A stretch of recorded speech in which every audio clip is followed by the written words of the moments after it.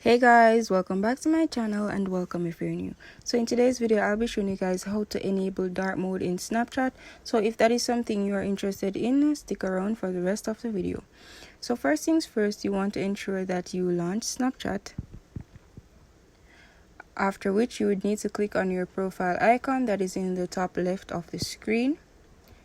Then you'd need to tap on settings, which is in the top right hand corner of the screen.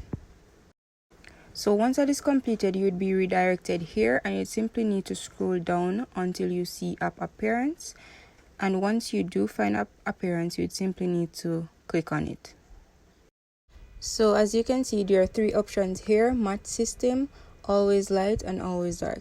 So match system allows Snapchat to match with your iOS appearance settings, and I'm currently in light mode, and if I should change to always dark, then I would have enabled dark mode.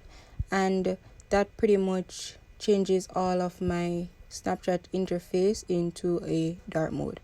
And that's pretty much the end of the tutorial. So if you guys found this video useful, or if you enjoyed this video, please like, share, comment, and subscribe. Also, please turn on your post notifications so you'll be notified whenever I upload videos. Thank you guys so much for watching.